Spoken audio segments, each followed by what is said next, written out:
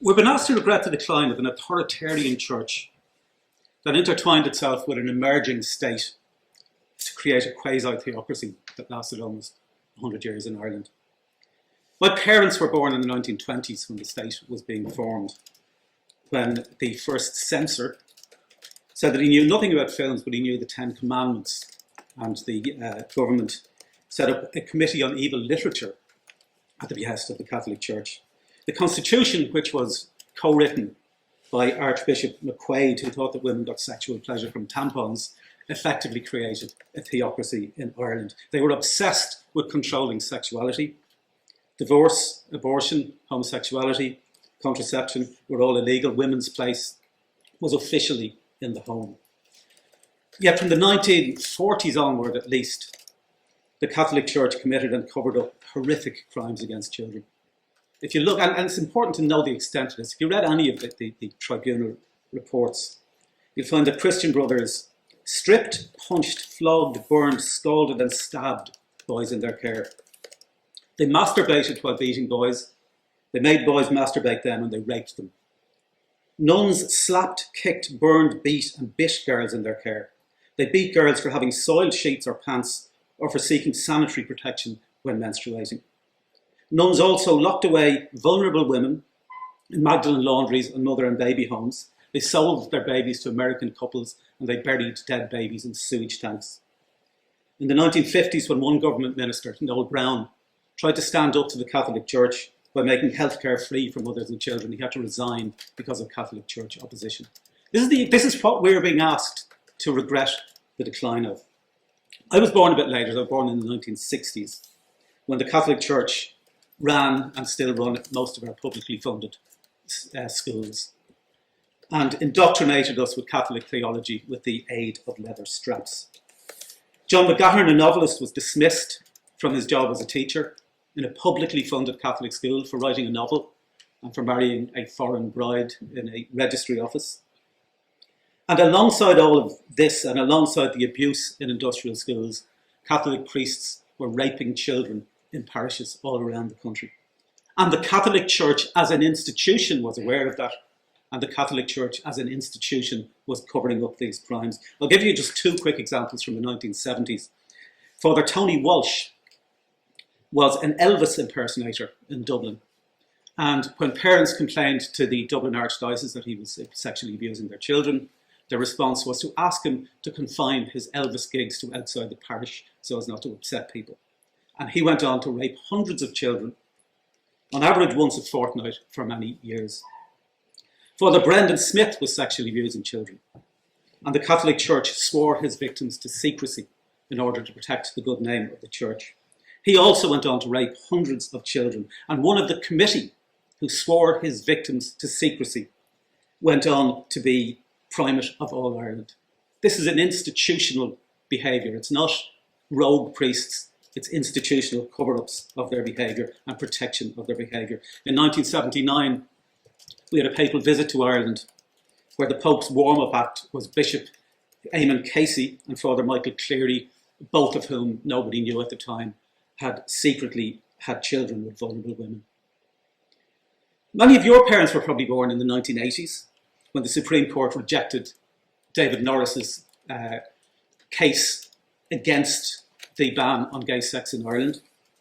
Our courts said our constitution cannot permit unnatural sexual conduct which Christian teaching holds to be gravely sinful. In the same decade, the Catholic Church led the campaigns to keep divorce unconstitutional and to make abortion, which was already illegal, also unconstitutional.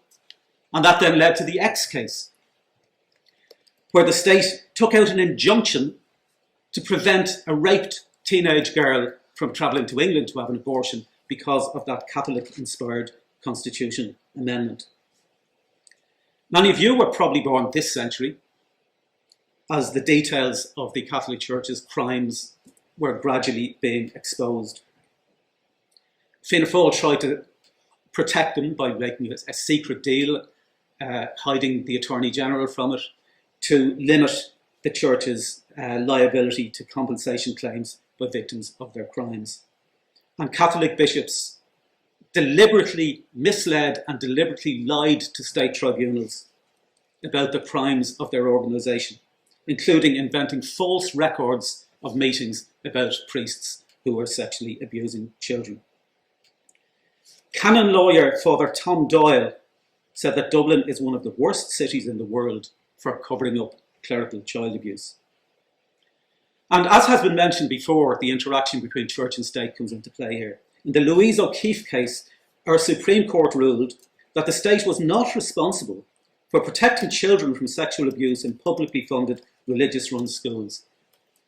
And as with David Norris and the case on trying to make gay sex legal, we had to depend on the European Court of Human Rights to tell Ireland that they were out of order in that. Most recently, Savita Halappanavar died in a Galway hospital after being refused an abortion. And her husband was told that the reason was that this is a Catholic country. Thankfully, most of you are living through a time when we're finally prizing away the fingers of the Roman Catholic Church from our society. Churches that once had hundreds of people queuing for confession to tell their sins to voyeuristic priests now use their confession boxes to store mops and defibrillators. 3 referendums in a row on marriage equality, abortion and blasphemy have shown a pattern of a 2-to-1 majority in favour of freedom of conscience and in favour of an open, liberal society. But the church still refuses to compensate victims of its crimes. It still runs, amazingly, 90% of our primary schools. You still have to swear a religious oath to become president or judge, or Taoiseach, because the Council of State members have to swear this oath as well. And the church is still trying to own and run our new National Maternity Hospital. So there's a lot still to be done in terms of that decline, but the decline to date is very welcome. I'll end with a couple of wider points, kind of addressing some of the things that have been addressed here. First of all, I fully support the right to freedom of religion. I think it's whether I believe it or not, if it gives people comfort, as long as they're not interfering in the rights of others, I think freedom of religion is very important. Atheist Ireland works alongside the Evangelical Alliance of Ireland and the Ahmadi Muslim community of Ireland to support freedom of religion and belief and to support separation of church and state. We're both, all 3 of our groups, although very different worldviews, we're all united in support for human rights and support for freedom of religion and belief. Our groups were discriminated against here, but were persecuted in other countries. And it's very important that anybody opposing any individual church's behaviour supports the right of individuals' freedom of religion and belief. Now, in terms of the decline of religion, generally, wider than the Catholic Church, I think it's good, just objectively, even independently of what the Catholic Church has done.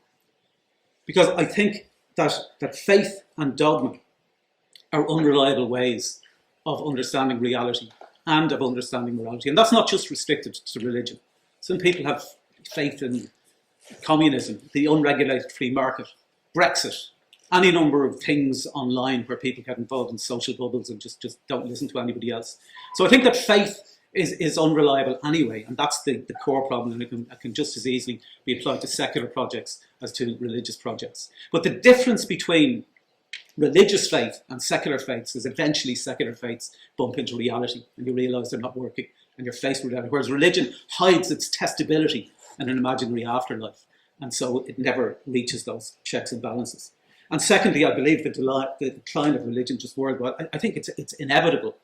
I don't know if you're familiar with it, but I would suggest you look up a website called the World Values Survey, which is a team of interdisciplinary social scientists who around the world have been examining social values over the last decades. And what they're finding is that as individuals around the world move away from survival values and towards self-expression values, that societies move away from traditional religious values and towards secular rational values.